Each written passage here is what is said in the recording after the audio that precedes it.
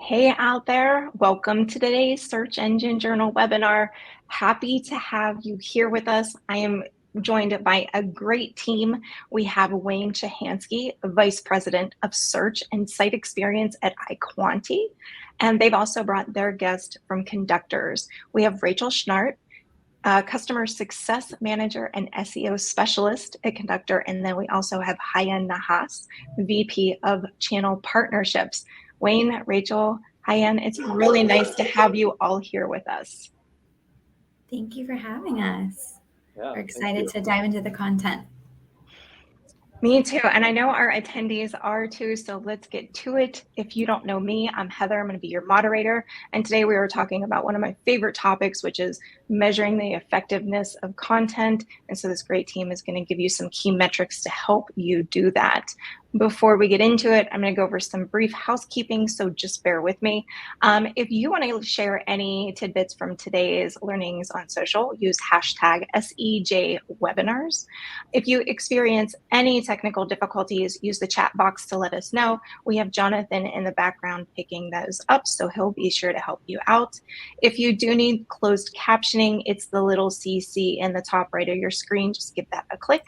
And then we will also be taking some questions at the end. So if you do have questions for this team relevant to our topic here today, please feel free to put those in the Q&A tab as well. We're going to answer as many of them as we can at the end of the presentation.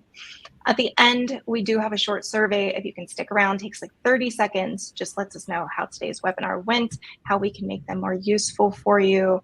And lastly, you'll receive today's recording, so watch your inbox for that.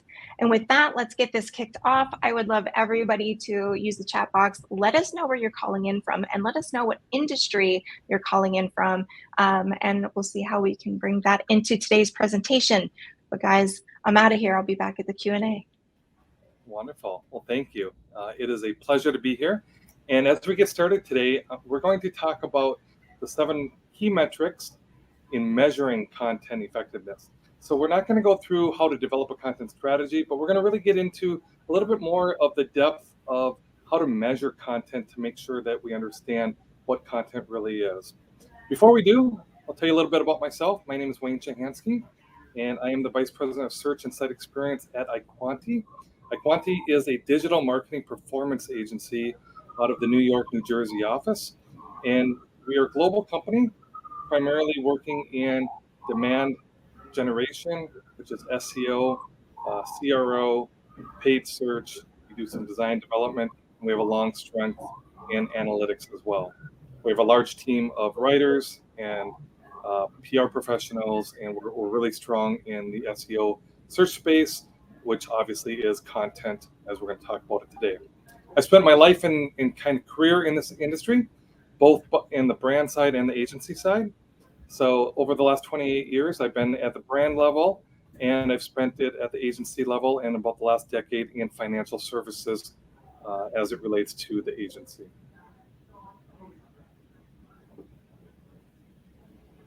Ryan?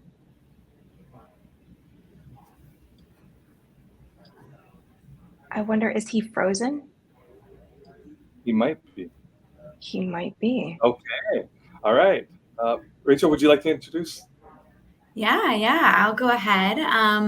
My name is Rachel Schnart. I am a customer success manager and SEO specialist here at Conductor. I've been in the SEO design and client services industry for about 7 years. And I'm super passionate about SEO education and working with everyone from solopreneurs to large enterprise companies. I also, in that design and client services, have experience in multi-channel marketing.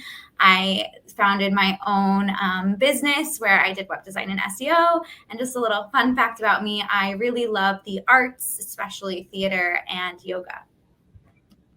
Fantastic. You know, as we get started here, we have heard for decades, since I remember Google launching, obviously I'm dating myself a little bit here, but nonetheless, back in the day, we've heard over and over, content's king, content. So it's to a point where we're kind of blue in the face. Yes, we know content is important, but what type of content? How do we write it? What do we know what to write? And ultimately, how do we measure content? So oftentimes we look at all of the different types of content that are out there. And there's a lot of different types of content, from email to audio to video, direct mail, social, web. Today we're going to speak about web. We're going to really primarily focus about measuring the effectiveness of your content on your website. So in doing so, I often hear my content's not working. Or from an executive team, they'll tell the content team, hey, the content's not working. And you have to kind of double click and dive into that. Well, what do you mean? What's not working? You know, the words on the page, it's saying the story that it's not doing, right? So that's a term that we hear often. Or we hear the page has got no traffic. There's no traffic to the page, so therefore the content must not be working. Or the page isn't converting. So if your page isn't converting, the content must not be working, right? So these are kind of areas of concern or topics that get brought up to a content team quite often, both in a brand level and at the agency. And what we want to do today is kind of address and understand, how do you really know if your content is working? So what I'd like to do is engage all of you, and you tell me, as we kind of open this poll up here, and you tell me how you guys measure content within your organization. Do you measure based on the traffic that the page receives, the conversion that the page attracts or converts at, or the overall engagement metric, or something completely different? Or you don't really know, you don't have a good method, and that's why we're here today. So take a moment, think about what works for you and your company, where your struggles are kind of at, or how you measure it. And what we're going to do is we're going to help you learn and kind of understand how a different way of looking at content effectiveness and how you can possibly measure that. Awesome. Looks like Hyan made it back. Thanks. Welcome back. And so it looks like we've got about a tie between traffic and engagement. So we've got about 33% of people saying traffic, 30% saying engagement. We've got 20% here for conversion, and 14% don't know. And that's why they're here. Perfect. It's great because we're going to start unpacking a little bit of that traffic. So. Yeah, exactly. So as Wayne was saying, and hi everyone, sorry for the slight delay in joining the conversation. My name is Ryan. Just quick intros. I lead partnerships at Conductor, and I'm super passionate about content. So this topic that we're talking about today is something that I deeply care about, and hopefully we'll be able to have a productive conversation. So as Wayne highlighted, in terms of what we've seen also in the poll that you all filled out, when we think about content and when we consider performance more broadly when it comes to content, there are a few standard KPIs that we always think about. We think about traffic, we think about conversion, we think about keyword rankings or our share of voice relative to the market. And all of those metrics are very important because they do give you a sense of the quality and effectiveness and the ability of your content to actually meet your business objectives. That being said, if you only limit yourself to those four sort of metrics, the more tangible, concrete things that relate to performance, you might be missing out on the broader picture and really having a deeper sense of the value and the impact that your content might be able to deliver. With that said, we are very excited today because we will be talking about 7 additional factors that can help you measure content effectiveness. We're going to talk about consumer demand and volume and see how that can feed into your framework and thinking around content effectiveness. Then we'll deep dive into the content itself. So understanding where it lies within the topic journey, the depth of it, its relevancy. The tone of voice is also something that's very important and that can help you determine whether or not you will hit the mark with your content. We will then talk about other metrics relating to engagement beyond the 4 that we just highlighted that are specific to that piece of content itself. And then lastly, we're going to talk about influence and direct CVR. So with that, I'm actually going to pass it over to Rachel, who's going to talk about that first metric. Yeah, so it's really important that we are meeting consumer demand, and we can use that search volume data to let us know where the demand lies. This is super important too, not only just for, right, more volume means more people are searching for it, but the way people are searching for a topic is oftentimes how they understand the topic. So it doesn't matter if they're just coming through organic channels, right? The way people understand the topic is going to matter how they engage with your content, no matter the channel they're coming to the piece of content from. And a good example of this is we have a case study with a team that we work with, JanSport. And prior to doing this demand research, they were naming their laptop bags digital bags. Digital bags are searched on average 10 times a month, where laptop bags are searched on an average of 18,000 times a month, right? And that's also the way that people understand the product, the way they might see it in targeted ads or even on social. And so that can really point you in the right direction in creating your piece of content and having an effective piece of content. And then from there, we can locate also the content clusters that consumers are searching for. So I'm going to pass it to Wayne to talk a little bit more about that topical journey coverage.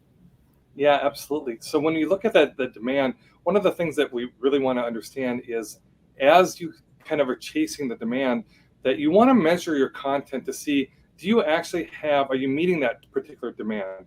Are you going after that digital bag or that laptop bag? And as you group these demands or you create the content clusters, you're going to actually create themes we recommend. And you want to be able to create those different themes based on that demand. So as you're looking at measuring, you can look at your content inventory, look at the assets on your website and say, okay, what role does this page have? What intent is it matching? And what demand is it mapped to? Do we have the digital bag scenario or do we have the laptop bag scenario? Do you have search volume? And there's a lot of good tools out there to measure the search volume of a particular keyword or an intent. And as you're grouping those, we're going to go into these themes. And the theme is nothing more than having similar intent of keywords grouped together. Now, I want to emphasize the word intent, that this isn't partial match keyword derivatives, it's intent-based queries, topical search intent. So what you need to understand is the meaning behind the word. And if the meaning of 5 or 6 keywords mean the same thing, then they are grouped together into a theme. Now, if I was to take the English dictionary and take all of the different words and try to think of 50 or 60 words that actually meant the same exact thing, I would be hard pressed. It would be very, very difficult to find multiple words in 40, 50, 60 word counts that mean the same exact thing. So, key takeaway, it's not on the slide, but make sure that your page is not represented by 40, 50, 60 keywords. If you have done so, your content is too vague. It's too generic. So that's one of the things that you can kind of measure as well, is that content too vague. But getting back to these themes, once you do group them, what we like to do is group them across the journey. Make sure that the user journey, which everybody is at a different stage, even today coming in, people are coming in with different expectations, different knowledge sets, different understanding of content, and you have different questions. That's representative of a user journey. So what we want to make sure and understand is that when you look at your user journey across your product or service, take these themes and map them accordingly. So if you have something from an educational upper funnel awareness all the way down to I'm ready to purchase, that is a good coverage across the entire journey. These themes get mapped out into kind of this sequential or chronological order here. And what you can do is you can start finding gaps. And if you find gaps in the journey, you can measure and say, okay, well, I don't have my journey covered. It's not fully representative here. And why is that important? Well, 2 things. One, as we just talked about the search demand, as Rachel mentioned, that if you don't have the page in market, you can't rank number 1 for it. If you're not ranked number 1 for it, you can't enter into the funnel from that point of view. So you lost all of that traffic. You lost all of that demand converting into traffic. Number 2, if I'm in this consideration set and I'm looking about types of equity for mutual funds and I want to move down funnel, and the next question is, how do I invest into an equity mutual fund? That page doesn't exist. There's no way I can move down that funnel. What do? I back out of Google or back out of the web page, go back to Google, type in a new query, and it's about how to invest in equity mutual funds. Your competitor shows up. They're ranked in the top position. They go in there and they have the rest of the pages. And guess what? Even though you had the very first point of attribution, you lost the sale because somebody else fulfilled the journey. So one way that I think is a really key important factor in your overall content strategy and how to measure your effectiveness is, do you have the journey covered? Are all of the assets in market? And it's okay if it takes some time, but do you have a plan for it? Do you understand what the volume is, what the demand that Rachel was talking about is, and how it relates to the journey? And do you have all of this covered? Once you have it in market, you can worry about getting it ranked. Getting content in the market is the first part. The chicken and the egg situation, you need the content first. Okay? As you look at a cluster or a topic, I talk about content clusters quite often because they're grouped by a topic itself, and then there's multiple pages or multiple layers that kind of go in this. So as I look at the depth across this journey, what I'm looking for is how much coverage do I have? For example, if I went back here and I said, well, I need to have, 6 pages to cover this journey. And if I'm trying to measure the topical depth and I only have 4 out of the 6, then that is giving me my topical depth coverage. But if you look at a cluster and you say, okay, well, it actually requires 50 pages to cover this entire journey, but our current website only has got 5 pages. We're missing 45 pages of that. Your depth is low. You have a low amount of depth.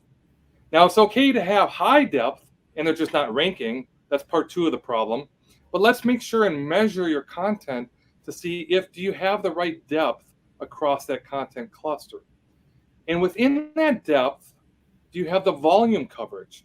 So what I mean by the volume coverage is, again, going back to Rachel's, those numbers, that demand is the search volume. So if you have 400,000 in search demand on a content cluster, are you covering 23% of it with 50% of the assets? Meaning you probably left out something big in there. Or is there an 80-20 rule that you can say, you know what, I can get 80% of the volume coverage done by only 20% of the pages. So I'm going to start with the priority of that first and prioritize that. So this measurement allows you to help prioritize and gives you a health gauge to know how complete are you of this story. And again, you just do this across the entire journey. You look at the depth of your content. And again, the depth is determined based on how much of the themes you have needed. You map the themes based on like-minded keywords, and then you map the themes against the journey. And that's your total depth that you need, the total. I see there's a question there. Where does that topic depth come from? We're taking the depth based on the overall themes that you create based on the keyword data. And those themes are across the journey. So if you have 50 different pages that you need, then you have a topical depth of 50. And then you can measure against what you have. Again, it's very simple. Very simple philosophy. One intent equals one theme, which equals one page. So when you look at Google's algorithm, what Google wants to do, it wants to understand the intent of a query, and your content needs to match that. Okay? So again, you just look at the content depth across this, and then look at how much of that volume that you have covered. It's a great measurement tool of how much content you have versus what the market is demanding you. The next really large component is, okay, now that you have the content and it's in market, but is it really hitting home? Are you really making the mark? Is it really actually relevant to the keyword query or this intent of the theme that we're talking about? So now you start measuring the relevancy. And can you measure the relevancy against this particular intent or this theme? So the page relevancy is how relevant your page is against Google's language models and the algorithm of the relevancy signals. So you can come up with a score, and there's tools. Conductor's got a great tool. We have a tool as well at iQuanti that can kind of help with just this small portion of it. But use these tools that can work on how to measure relevancy in doing that. So you have a topical cluster. How relevant is your cluster? And then ultimately you want to get down to the page level and say, how relevant is the particular page? Now this is going to get your page in order to help it rank. And if your page needs two main ingredients, you need the content to be relevant and you need it to be authoritative. We're talking about measuring relevancy right now. That's the first half of the equation. But we need to make sure that the page is relevant to the keyword query or the intent of that particular theme. Okay. And then another really important factor is going to be tonality and voice. Does it match your audience? So we really need to know, who is this content for? And then speak in terminology they understand, like readability level. Another big part of this is making sure the images support the copy. I think that there's also a lot of people who skim content, right? Images are going to jump out to everybody. And I don't know if you've ever had a site experience where maybe you're searching for senior living communities and then you see a photo of a young couple, right? We want to feel like the image is matching the audience, but then also supporting the topic too. I was recently on a financial advice site and it was a picture of someone eating a cupcake, right? So we want to make sure that the images are not only relevant to the topic, but relevant to the audience to be consistent with that tone and voice. And then also it's really important to keep our tone and voice consistent across all channels. If I'm engaging with a brand on social, I want to feel like I'm still engaging with the same brand when I come on their website. Yeah, in real quick, Rachel, too, kind of backing up a little bit on that. One of the things that about your images that really hit home, but even the content copy, right? So certain audience and persona groups will speak differently. And if you know that you're going into a different age demographic, maybe it's a younger group, and there's a different lingo, make sure and integrate that lingo into your content copy as well. Make sure the tonality is how they speak. I had an experience, back in my former company, where in the U.S. we would talk about a bin, and a bin in the U.S. is how you organize something, how you compartmentalize something. However, we learned that using that same terminology over in Europe, a bin was a garbage container. That was not something that anybody wanted to talk about. So when we talked about how great this bin was, they looked at it as, well, that's completely nonsense. Why would I want that? So you really have to understand your audience, the personas, and this is what we're talking about, matching the tonality and the voice to that. I don't know if Rachel or Ryan, if you have any other, stories from your end that you've experienced as well. Yeah, I can jump in here. I think, when you are thinking about buying something or investing in a service or thinking about supporting a brand, you want to feel like you're in the right place and that they really understand you. And I think sometimes if I feel like it's targeting a younger demographic or an older demographic in their language, I'm less likely to kind of go through that conversion path or even end up making a purchase or investing, because I feel like it might not be the right fit for me. So really keeping that in mind too when we're creating our content. Absolutely. Okay, cool. And then, we have people on the page, right? They're coming to our site. We have that traffic, we have that rankings, but are they engaging with our content, right? If they're not engaging, then it's not effective. So we want to look at those engagement metrics to make sure that the content is doing what it needs to do. And if it's not, then we need to tweak it. So we can look at the metrics like scroll depth, sessions per user, bounce rate, what's their path to acquisition, how much time are they spending on the page, what is the returning versus new sessions to this page, to really understand like this whole webinar is about, is this piece of content effective? Yeah, and when you get into those, each one of them can be measured independently. And there's a lot of good information. So as you're looking at your analytics and you're looking at the user journey from a past standpoint, and if people are bouncing off early or they're only scrolling to a certain stage of it, then you can start doing some testing, some UX testing, and understand how to change the messaging and do some A/B testing to see if you can get a longer scroll depth. Can you change your bounce rates? And if you're getting your bounce rates, like your new versus returning, that gives you an opportunity. Are you capturing more of the new? Where are they entering for? And what type of journey are a new customer taking versus a returning customer?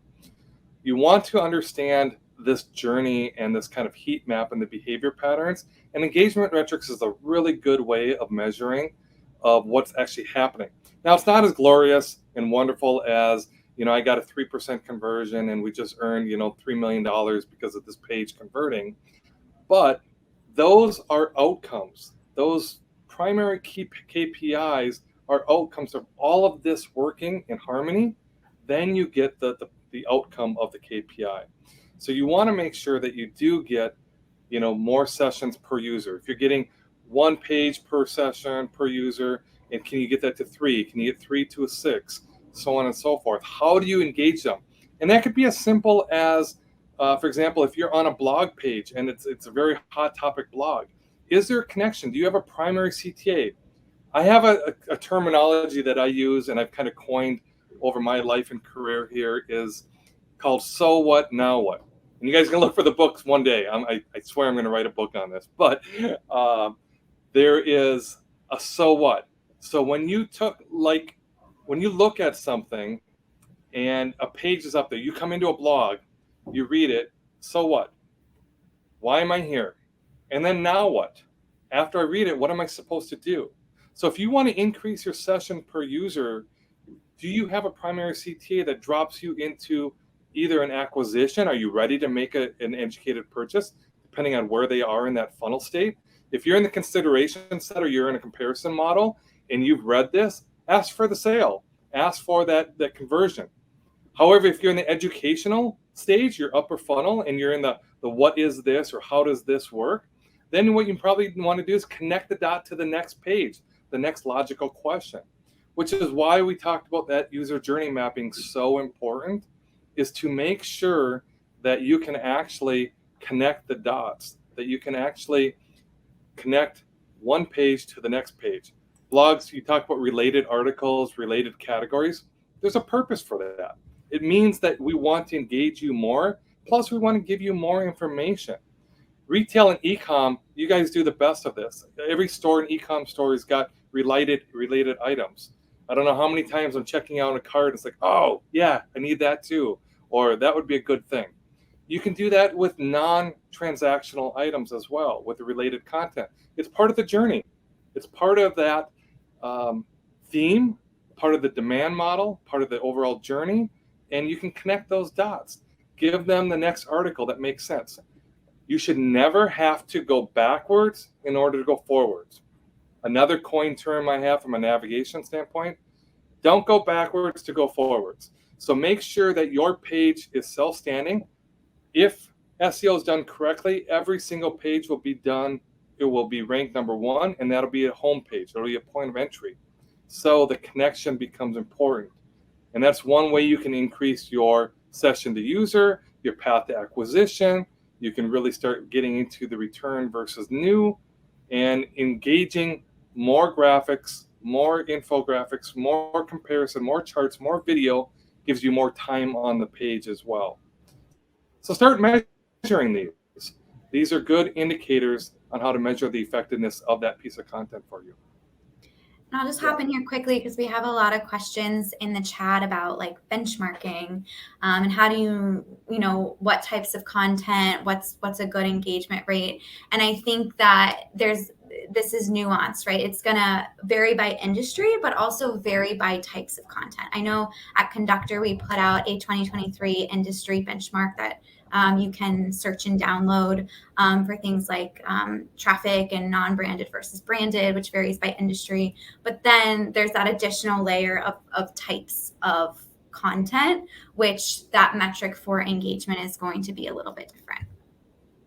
And just to add to what Rachel was saying, obviously, depending on the intent of that page and the nature of that content, you are going to want a very different type of engagement. So you would like to assume that, for instance, for a high conversion page or something that's very productized, you actually want people to not spend too much time on the page, because what you want is to make sure that the user experience is so seamless and that the fact that they got to that point is correlated to the intent of them purchasing whatever item was on that page, that you actually might want to have the time on page be as little as possible, because it actually showcases that you were actually able to meet the intent of that consumer exactly where they were on that journey. Versus if you had something that was more informational, something that relates to content that is about brand awareness or building, or a topic that is relevant, I think then it's a question about the length of that piece of content, the readability, the age group level. So things become a bit more complex in terms of figuring those things out. But there is an average that you can probably determine, especially as you compare one page to another, to be able to determine the relative effectiveness of that page. So if you have a 500-word article and then you have a number of them, you will have a sense of what it means for people to actually read through that article and engage with it in a compelling way. Which I think is probably the best way of doing this. There is no one size fits all. There's no way for you to say, for a given industry, I know that was a question that Carol asked, if there is a benchmark specifically for the time you should spend on that page. It really depends on the nature of that content, right? If it is a shorter piece of content, you obviously don't want them to spend too long on that page or lack interactivity with that page. So I think those are things to bear in mind as you consider the relative importance and value of those things. And then going back to what Anand asked about the bounce rate, obviously this is, you want there to be 0% bounce rate. Like if possible, every single person who clicked on that link or who landed on that page was someone who actually wanted to consume that piece of content and will be able to fully engage with it. That means that you've done, going back to the second topic that we spoke about around the journey and where you are on that journey, it means that we found you exactly at the right point, at the right time, relative to where you were, and you did not bounce from here when you did that. So I think considering all those metrics together is probably the best way to do so, but also having always in mind this notion of relative performance, both in terms of your own pieces of content,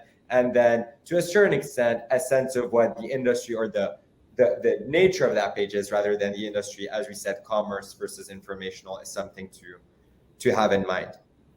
Yeah, and I think the bounce rate, Ian, that you mentioned is really important too, because if you're mapping and you're watching the journey and you are getting the connection from, for example, one blog page to the next blog page, but then when you start asking, when you're down the funnel and you're ready for the conversion, and you're all of a sudden that end of that journey before it actually converts to you has a high bounce rate, there's something happening there. That acquisition, that conversion page, there's something that users are not liking, that they're not moving forward to.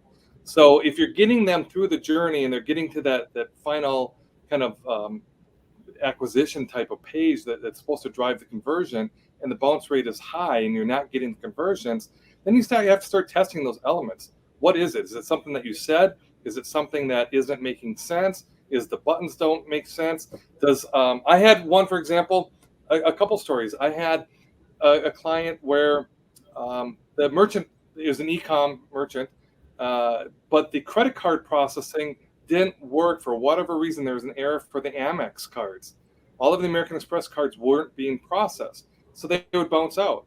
And it wasn't until weeks later that somebody actually messaged the vendor and said, "Hey, do you not accept this?" And they're like, "Well, of course we do." And then we found there was an error in the website, that there was a reason for that. That there's a lot of examples of kind of understanding what that bounce rate, why it's happening, why it's occurring. So I think it's important to kind of look at that from a bounce rate standpoint. And then just to wrap up this specific topic, just going back again also to one of the comments that Jack just made around the site's health and the technical side of things. Those are also factors that are important to bear in mind in terms of the engagement metrics. Obviously, if you have all the things that we highlighted here, assume that you actually have a site that loads up very quickly, that is in line with best practices and benchmarks relative to the industry and relative to the type of content that you have. And so if you have a very slow loading time, that might push up the time spent on the page, but artificially so, rather than it being an effective metric to have in mind. So obviously, you need to look at things in aggregate and not just consider things individually. And so obviously, as Jack said, having the ability to also monitor the technical side of things, the ability to make sure that the user experience is as effective and smooth as possible is very important to also have in mind. Yeah. Rachel, did you have a comment? Yeah, I was just going to say, and I think to exactly what Hyan and Wayne have been saying, that's why it's really important that we're not just focused in on one or two metrics, right? All of these metrics help us tell the story. So to the site speed part, right? Great, you sped up your site, and that's why you think maybe people are spending less time on the page. But did bounce rate also go down? Because we know that if page speed is low, more people are going to bounce. And so I think it's important that we look at our data points like holistically to kind of figure out what's keeping our content from being effective. Yeah, absolutely. Good deal. One of the things I want to talk about now is I think one of the most cool metrics that I have experienced, and I don't see a lot of brands actually taking advantage of this. It does require a little bit more advanced analytics. It does require a little bit more thought process here. But I firmly believe that every page needs to have a role and identity. Every page is not equal. So I think when you understand and you talk to, whether you're the senior leader or you're talking to your senior leadership team, your acquisition or your product page is not the same expectation as your blog page. Or an upper funnel page. You want to understand and kind of set what is the expectation? What's the role of this page? What's the identity of page? What is this page supposed to do? And it's really easy. All of the glory goes to the direct conversion. You know, we pulled a 4% conversion rate. This page is converting fantastic. Good job, everybody. The card team did great. This team did fantastic. We've earned this much revenue. Well, that's great. But they didn't just come there. I mean, if you look at the organic traffic, you can see the point of origin, how many people just came to that and purchased. It's going to be a smaller percentage. There's something that happened beforehand, and that's everything that we're talking about here. So as well, you should measure conversion for the direct conversion. Don't get me wrong. You absolutely definitely need to measure that, and that is a very good metric. But what I want you to understand, and I want everybody to kind of understand or takeaway, is that there's an influence conversion rate as well, meaning that if somebody came from educating what is something to, oh, that's what that is. Well, how does that work? Oh, how it works. Well, how do I get started? Oh, and then all of a sudden they get purchased and they start. These other 3 pages influence that conversion. That conversion rate didn't just happen naturally by itself. It wasn't that people just came and they knew. That's great for the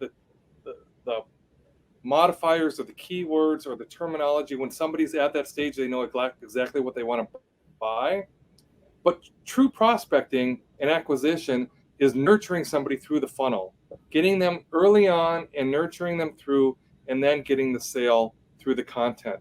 And in order to do that, you have to measure the effectiveness of those predecessor pages. So one of the things that I like to do is say, okay, well, if this particular page is getting a 4% conversion, well, what did the pages before get? Did they influence it by 9%, by 12%, by 18%? What was the influence conversion rate on this, and not just the direct conversion rate? So when you look at this, look at all of the pages, and you can do multi-point attribution, and you can kind of understand the ability to influence the overall direct conversion. So I think this is a key metric that often gets really overlooked in the grand scheme of things.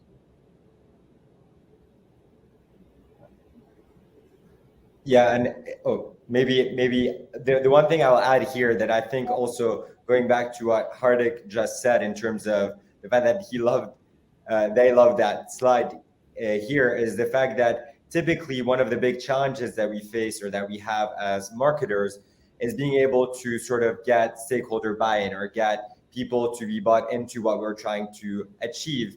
And it's very easy for us to fall trap and to only stick to the last point conversion or the last point attribution model and just say that the piece of content that had all the value or the one element that we did last that was at that last inflection point is the one that we care about and that we have in mind. But in reality, it's about the whole.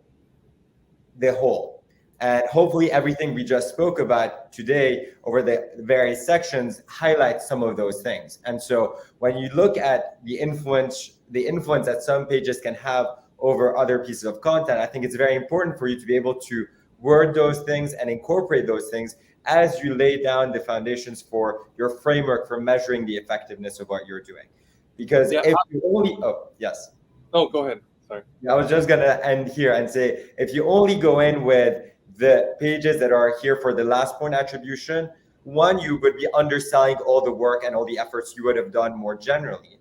And two, in the future, you might make the wrong business decisions and marketing decisions because you're gonna only double down on pages that look exactly like the one that was at that last point, rather than thinking about the influence and impact that other pages might have had on that end piece of content, which ultimately would lead to weaker ROI and less effectiveness than if you had kept this more holistic and comprehensive approach. So I think it is very important for you to always keep in mind, and I know that I keep on going back to that slide because I think it is another very compelling slide in the presentation around where you are on that journey and what is the utility or what is the intent of every single one of those pieces of content that you've created. And as long as you have that in mind, as long as you as the content developer, as the marketer you have a clear understanding of that would empower you to then both make the right decisions and to lead to the right outcomes that can help you get buy-in internally. So I think And to answer Hashem's question, which one's overlooked? It's this influence conversion rate that we're talking about primarily here that gets overlooked, is the impact and influence of your other pages. And this comes up quite often. I've had clients, especially large enterprise clients, that are looking to decommission or take down pages, if they will, that because it's hard to do compliance, it's hard to do inventory. And oftentimes it's, well, they're not performing. Well, why aren't they performing? What do you mean they're not performing? Well, they're not converting. Well, they're not supposed to convert. That's why I go back to the role and identity. An upper funnel page or even a mid funnel page is not supposed to convert. That's not the role of the page. So we're stop measuring the KPI that's supposed to convert. That's the wrong metric.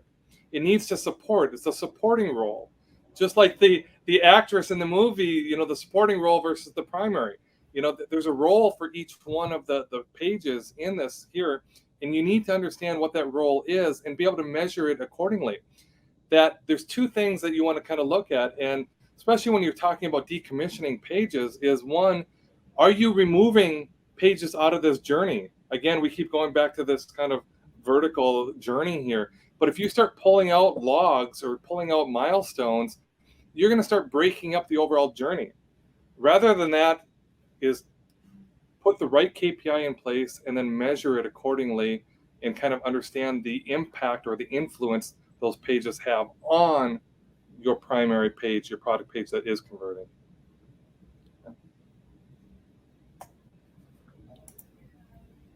Yeah. So with that, I think that was a good way to sum everything up. Hopefully today you were able to recognize and to see that obviously the standard KPIs that we typically rely on when we try to measure the effectiveness of content, build a framework and strategy around our content, we would rely on things like traffic and conversion and where does it rank within the SERP and having a sense of how do we perform relative to our competitors. And all those things are very important because they are a signal that helps us understand the relative quality and impact that our content has. That being said, if you only limit it to that, you might be missing out on a lot of the other things that we just highlighted as they relate to the relative demand and volume associated with a piece of content, and understanding why you might be seeing more or less of the things that you see on the left, depending on what it should actually be generating relative to the consumer demand and volume associated with those specific topics or words. Then we obviously have the topical journey and where you stand in that journey, the depth of the content and its relevance, and then the tone of voice. So all those things that relate to your ability to meet consumers where they are and provide utility for where they are in that journey. And then the last three things that we spoke about around engagement and how to read through various types of metrics. I think the most important thing there is to always look at those holistically and not independently from each other, because if you do so, you might be missing out on the bigger picture and the true story there. And then obviously having an understanding of influence and direct CVR, as Wayne just ended here. I know there are a bunch of questions, so I'm gonna end here, but then I know that we have a couple of minutes here to be able to answer a lot of those questions. So I don't know if Wayne or Rachel wants to add anything here, but I think we can look. Yeah. The one thing I just wanted to add is the standard KPIs are outcomes. They're byproducts of everything else working. And oftentimes they become the holy grail of measurement. And there's more to that you need to look at other things. There is probably a much longer list. I could probably come up with 20 other metrics to measure content with, but I tried to put together what I felt was a really good way of seeing what 7 key items that often get overlooked that really can influence and kind of give you a better picture holistically on how well your content is performing, and in addition to what people typically look at. So yeah, I think there's some questions going on. Yeah, we've got plenty of questions, so we'll get to a few of them. Thank you all for the information that you shared. A couple questions around the language, used on the page for the content. So Derek asks how often you should use I, we versus you, them type of language. And then to kind of couple that up, Carlos is asking, how do you measure the right tone and voice? Are you using surveys? So how are you getting that information from your audiences? Yeah, I can definitely jump in, and Hyan and Rachel, if you guys have different things here. I think that the I, we, you, them, again, it goes back onto the context and the intent of that query, which is the intent of the page, but then apply it to your audience target and the persona. So you can have an audience and you can have multiple personas, but the page should be matching and communicating to a certain audience and certain persona. In that should give you enough indication of how you should speak to that page. Again, it's not kind of a one size fits all. You're going to customize and make sure that the content is speaking in the tonality that it makes sense, and use whether it's the pronouns or the adjectives or even the lingo, or kind of the different jargon that people are kind of communicating. Integrate that into the topics, and measuring those. There are different tools out there that you can kind of measure. I know there's a popular one, measure what kind of grade level your content is reading at. There's different ways of doing that, so you can kind of measure some of that. But Rachel, if you want to jump in, and then I also have thoughts on the question, but go first. Yeah, I think, ideally too, right? We know who our products and services, we can start there, like at the end conversion, right? What's the demographic of this audience? I think we have a great feature in Conductor where it allows us to look at what's the readability of the top 15 rankers and then assess your content. What's the readability of your content? Should you bring the readability down? But I think there's some great suggestions too in the chat of seeing how your customers are speaking in their reviews of you on social channels. What is the tone again of the other rankers, right? There's a reason that they've been ranking well and gaining that traffic. And so kind of taking all of this data and saying, okay, this is the direction I want to go in. And then one thing I think that's important to say is that content is iterative, right? Like we might go in one direction. We look at these metrics and like the 7 key metrics we walked through today. Maybe we then land on that the tone and the voice is what's not working. And then we can go and adjust that and then see how those engagement metrics are then affected from that change. And then maybe the last thing I'll add on to this topic, also building on what Rachel just said, is when it comes to your tone of voice and figuring out, am I actually speaking with the right tone of voice? I think fundamentally, the question is, am I able to meet specific business objectives?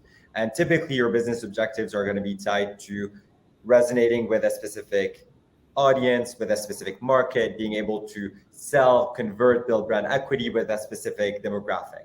And so depending on what that business objective is, should it be building awareness and brand equity and brand love, going down to being able to sell my product to that demographic, you're able to validate and confirm the value of the content that you have based on this. So I'll give you an example. If it is about building brand equity and brand love, one thing you could be doing is running a brand lift study targeted towards that audience that you're trying to cater for, and seeing whether or not the content that you are able to build out is resonating with that audience. And that's really about awareness and the top of the funnel. If it is more about conversion, then having an understanding of your sales, having an understanding of the impact of what you're doing and the people who are currently purchasing your product is going to also align with that. So I think ultimately, when you think about the metrics and how to consider them, you need to tie them back to specific business objectives and goals, and then being able to understand how you're hitting those things. And if not, going back to what Rachel said, then you probably need to iterate on that specific point. And then going back to even what Rob just highlighted or asked in the chat around how can you be objective in measuring the 7 key metrics. There's no standard way for you to have a uniform way of thinking about those relative to the standard KPIs. And then he posited that it is probably because those are more sort of lagging indicators versus the ones on the left are leading indicators.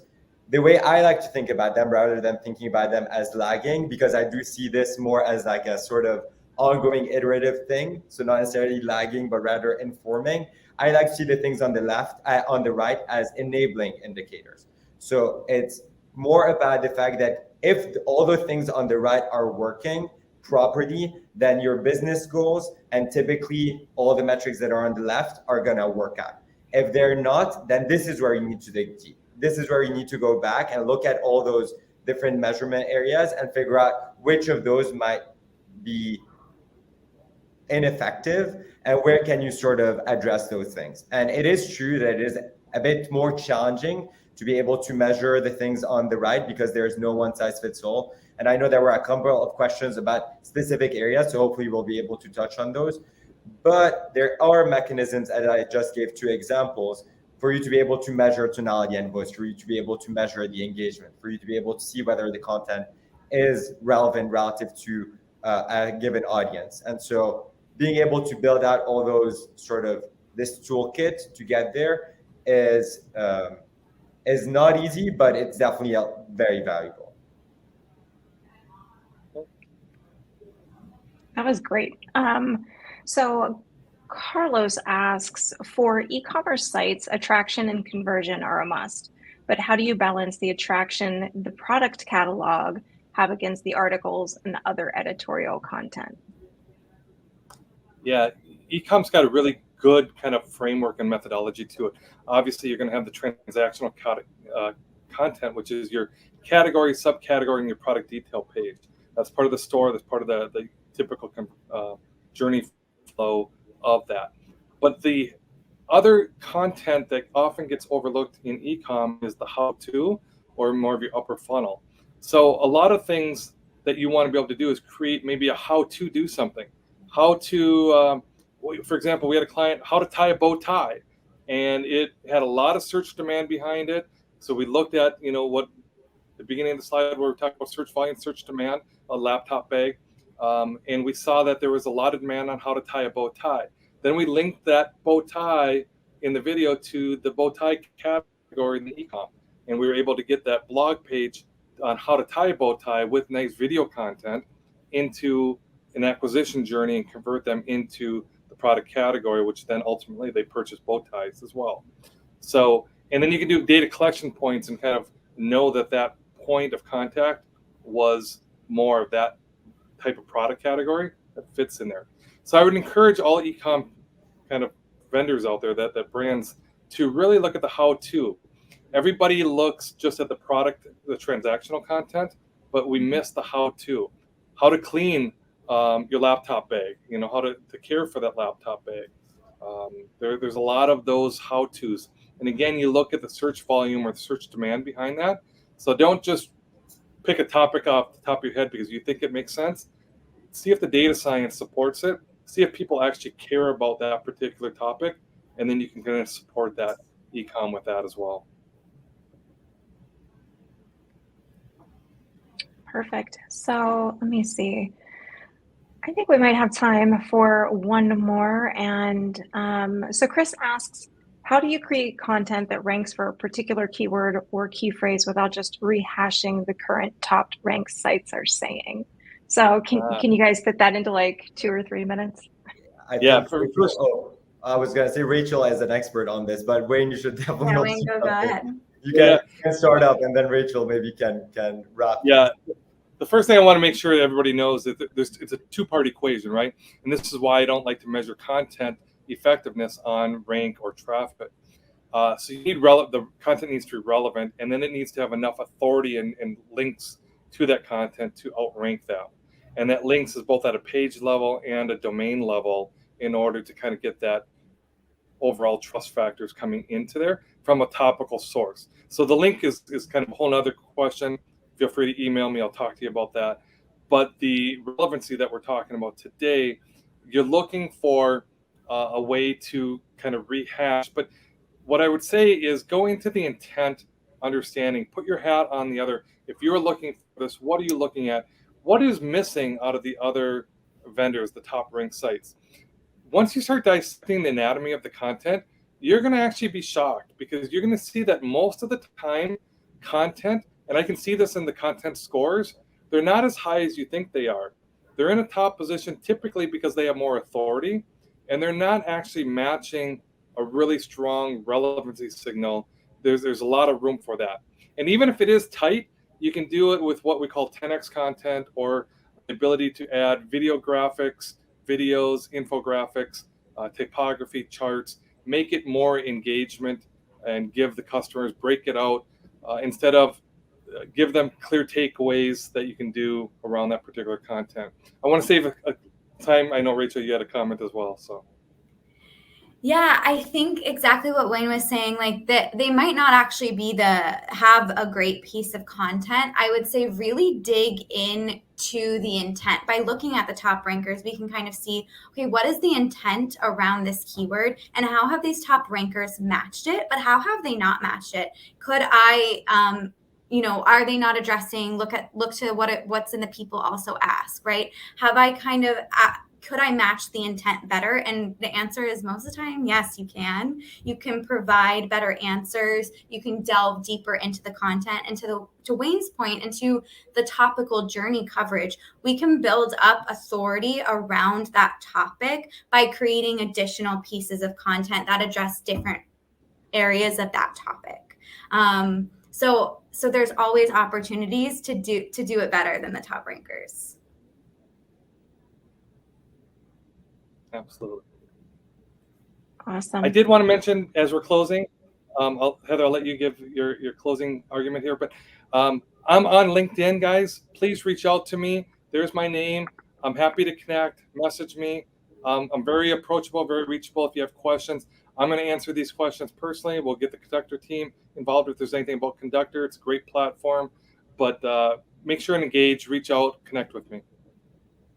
Perfect. Wayne, you took the words right out of my mouth. So I want to thank everybody for coming. I want to thank Wayne and Rachel and Hyan for all of the information that you shared with our readers. And so, Rachel, Hyan, same question for you. Tell the people where to find you.